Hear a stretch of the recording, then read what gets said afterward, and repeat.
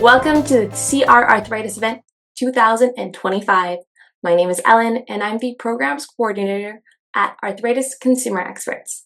Today I'm joined by Dr. Alaa, who will be presenting on clinical pearls and mysterious cases at the CRA conference this year. Dr. Alaa is a fellow at SickKids The Hospital in Toronto, and before she became a fellow at SickKids Hospital, she was staff and educator in Kuwait for the pediatric residency program. So she brings with her a lot of knowledge. I'm very excited to learn from her today. So welcome to our program. Thank you so much for joining us. Thank you for the introduction and thank you for interviewing me, actually. It's always a pleasure. And let's start by asking, is there anything else you would like to share with us about yourself and how you're involved in rheumatology?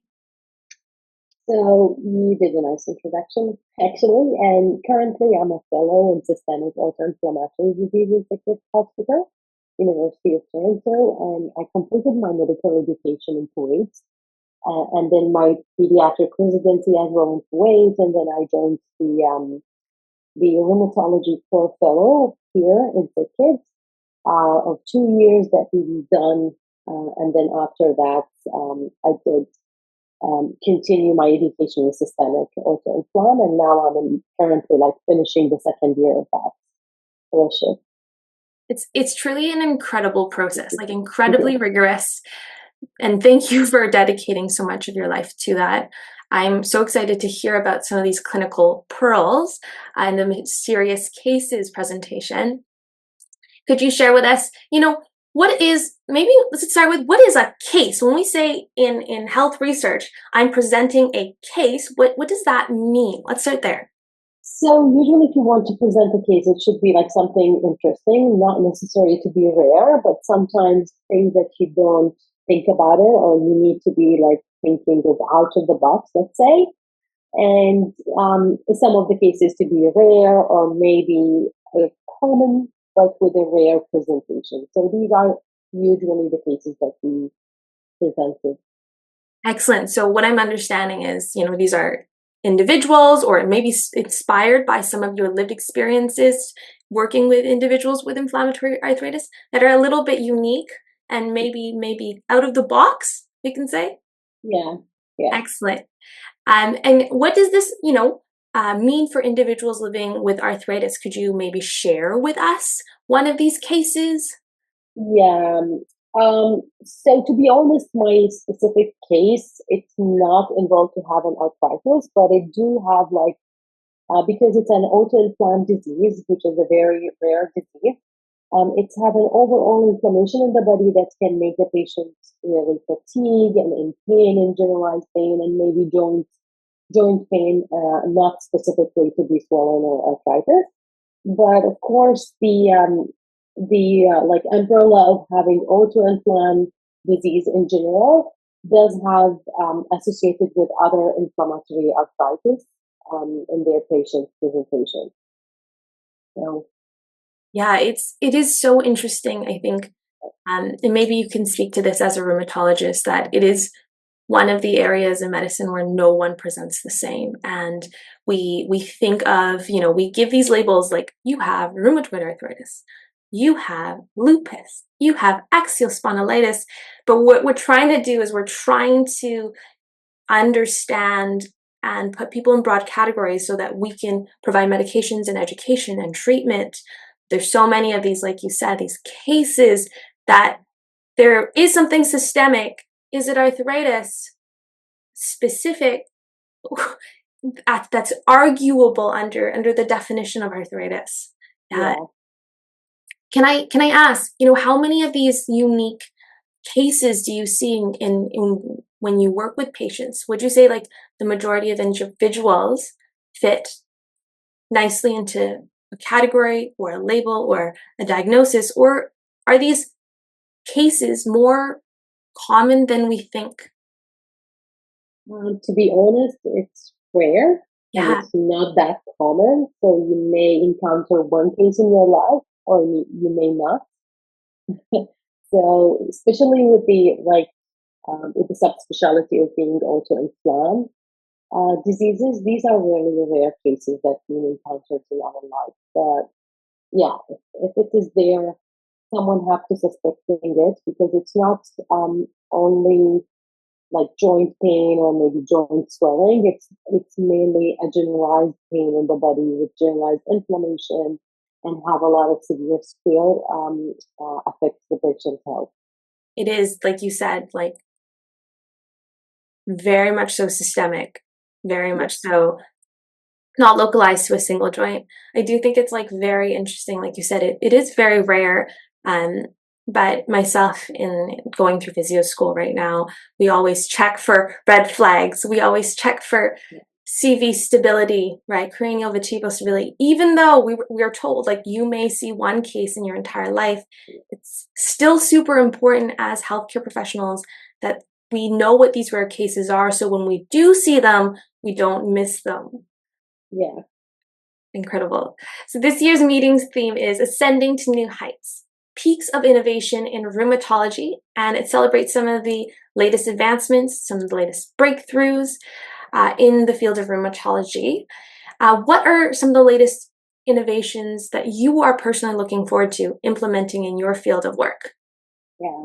So nice question, actually. I can definitely highlight some of most exciting innovations in rheumatology that are shaping maybe the future patient care. One of them is what's commonly being used is targeted biologic therapy. So biologic now widely are used, and that specifically target pathways in the immune system have already like revolutionized the treatments of inflammatory arthritis. And the newer biologics are focusing on more precise molecular targets like JAK inhibitors, IL-6, or iron. Other things that I wish to look for it in the future, which is looking forward for gene therapy and RNA-based treatments, like advances in the gene editing hold the potential of how autoimmune and autoinflammatory disease like arthritis being targeted. And this could be involved in editing immune system, maybe related to gene, or prevent the overactivity of the immune response and maybe make it a balance. And that could be like I think it's one of the hot areas of researchers nowadays. The other things that it's also been like studied a lot, which is the precise medicine and biomarkers, to continue gain momentum in rheumatology, allowing for more individualized treatment plan by identifying specific biomarkers that predict how patients will respond to certain drugs and how they will not. Yeah, for now, these are the things that I'm really looking forward to. And well said. I think biologics is something we cover a lot on the program. And when biologics first came out, they revolutionized the field, and they can continue to do so. I think when we talk about biologics and the fact that we continue talking about them is because they're still improving, right? We're still doing a better job with the new generations of biologics. I We think still need a lot to understand how it works, actually. yes, absolutely, absolutely. Continued research on how it works, side effects, ways to mitigate those side effects. Um, but I definitely want to touch on the second topic that you had spoken about, this concept of gene therapy for I guess inflammatory arthritis. Still relatively new. Am I wrong in that? Am I correct in that? Yeah, it's still like an area of like let's say under the microscope. So we know for definitely that there is a gene involvement. It's not specifically to be a monogenic for each disease, but there's like a gene contributes to the disease manifestation, especially in rheumatology disease of autoimmune or autoinflammatory. So there's a lot of research of studying how these like molecules and genes contribute in making these kind of inflammation or autoimmunity in the body, and maybe the future plan like how to target specifically these kind of genes and maybe block it or remodulate it so we can like control it and then control the disease itself. Yeah, it's so incredible to think like rheumatology is Not only is there gene, Right. right? Not only joints. Yeah, not only joints. There's like so much involved. It's like systemic, and we know that it's encoded in our genes, right? That some of us may be predisposed, but we also know that there's environmental triggers like pesticides, sunlight, that we're still doing research on because we don't really understand. Like, yeah, it's such a unique field to be in. I love the complexity, and these innovations are really just so exciting. Amazing. And in your opinion, Dr. Alaa, what are some of the keys, like keys for successful implementation or putting these advancements into practice? How do we get there? Like, for example, like you said with gene therapy, still very much under a microscope, but like how do we progress this field so that maybe 10, 20 years from now that it is an option? Yeah, so implementing the latest advancements in rheumatology into clinical practice requires a lot of careful planning, collaborations, and like adaptability. So, like in clinical education and training, health professional training should be like ongoing and like every moment. It's not something that you have a degree and that's it. And something else like the cross-disciplinary collaboration. So, multidisciplinary team ensure that all aspects of patient condition are addressed with cutting edge technology. So it's not only about the rheumatologist, maybe these cases are really complex and complicated by like immune deficiencies or immunology. Service should be there, maybe like weird type of skin involvement, dermatology should be on board, genetic also, and yeah, so these are like kind of people whose hand to hand works in the multidisciplinary team with rheumatology cases. And then the most important things what I think is the patient involvement. So patients should be actively involved in their care plan, understanding the latest treatment options and their benefits, empowering patients to make informed decision increases the treatment adherence and outcomes. Because if you're really not in the same line with the patient, they won't take the medication at the end or they won't listen to what you are saying. um, this is what I think that's really important for. Well said, well said. And a huge part of ACE's work is in self-advocacy, is in shared decision making. So you hit the nail right on the head. I would fully agree with that. Um, and to close, do you have any insights to share to improve a patient's disease journey, their self-care, or self-advocacy for patients who may, be kind of in between medications currently, who are having a little bit of a harder time adapting to the new lifestyle? So improving patients' journey in managing their disease, especially in chronic conditions like arthritis, requires a multi-phases approach that empowers the patient themselves. By fostering medications, provide resources, encouraging regular checkups, supporting emotional health and social support for sure, advocating for proactive care.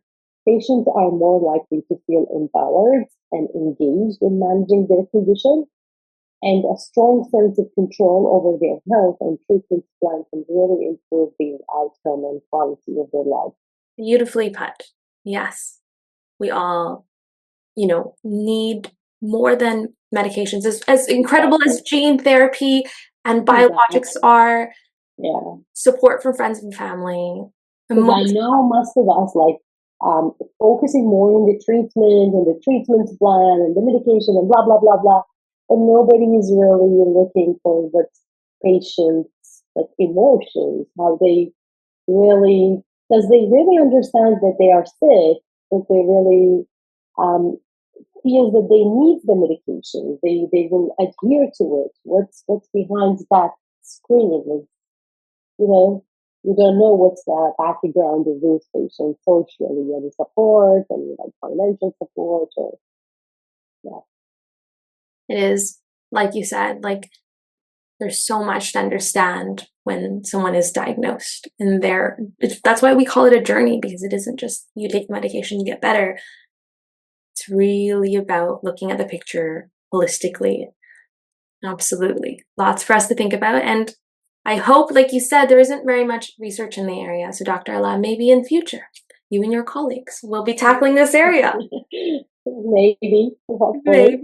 I'm sure you have many projects planned for future. But with that, I'd really like to thank you for your time, for your expertise, and for sharing with us some of these clinical pearls, as well as insights into how we can really navigate our healthcare journey. So thank you so much, Dr. Alaa. Okay. And with that, I'm going to thank the audience for joining us. And I hope you guys will tune in for the next episode as we venture into more of CR Arthritis 2025 with our interviews with incredible fellows like Dr. Alaa and other rheumatologists. Thank you so much. Take care, everyone.